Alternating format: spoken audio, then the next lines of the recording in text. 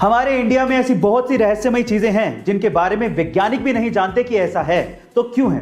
उन्हीं में से एक है तमिलनाडु के रामेश्वरम में शिव मंदिर के पास समंदर के अंदर बना मीठे पानी का कुआं। गाइस, समंदर का पानी खारा होता है ये तो सबको पता है, लेकिन समंदर में बने इस कुएं का पानी मीठा है, खारा नहीं। ओह माय गॉड, अब ये क्यों है ये तो कोई नहीं जानता, लेकिन मान्यता यह है कि जब भगवान राम सीता मैया को लेकर श्रीलंका से वापस आ रहे थे तो इसी जगह पे सीता मैया को प्यास लगी और उनकी प्यास बुझाने के लिए भगवान राम ने बाण चलाया, जिसकी वजह से वहां से मीठा पानी निकल आया। गाइस, अब वजह जो भी हो, लेकिन समंदर के बीचों बीच मीठे पानी का कुआं किसी चमत्कार से कम नहीं है।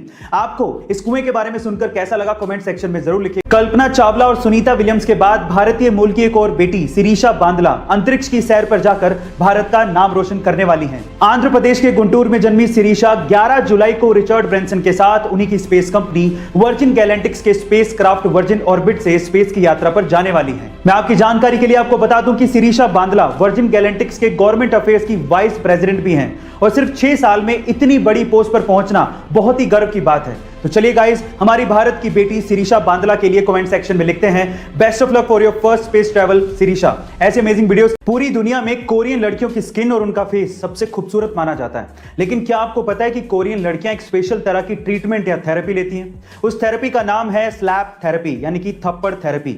वो पूरे दिन में अपने चेहरे पर 30 से 40 बार थप्पड़ मारती हैं, लेकिन डोंट वरी, वो थप्पड़ जोर से लगाया गया थप्पड़ नहीं होता है। धीरे धीरे अपने चेहरे पर 30 से 40 बार थप्पड़ मारने से चेहरे में ब्लड सर्कुलेशन बढ़ता है, जिससे टॉक्सिन्स बाहर निकल जाते हैं। वो आपके स्किन को इंप्रूव करता है और आपकी एजिंग घटाता है और आप यंग दिखना शुरू हो जाते हो। तो गाइस, क्या आप भी स्लैप थेरेपी लेना चाहेंगे? कमेंट सेक्शन में जरूर लिखिएगा।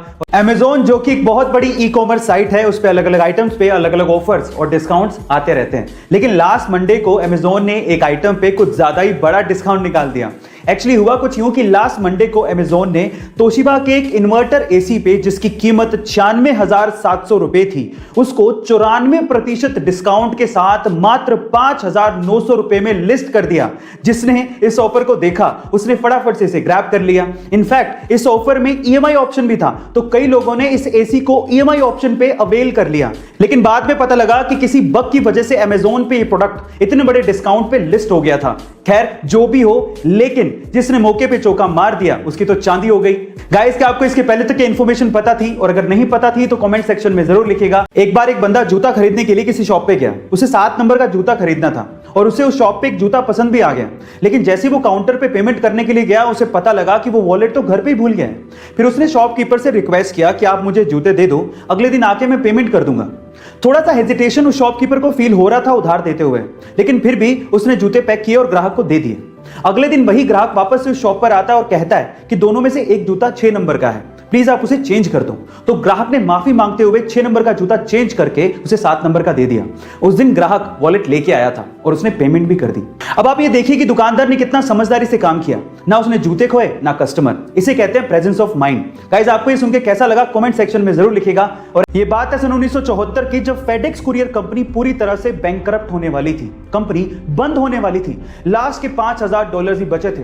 कंपनी अगले सप्ताह भी कैसे सरवाइव करेगी ये फाउंडर्स को नहीं पता था।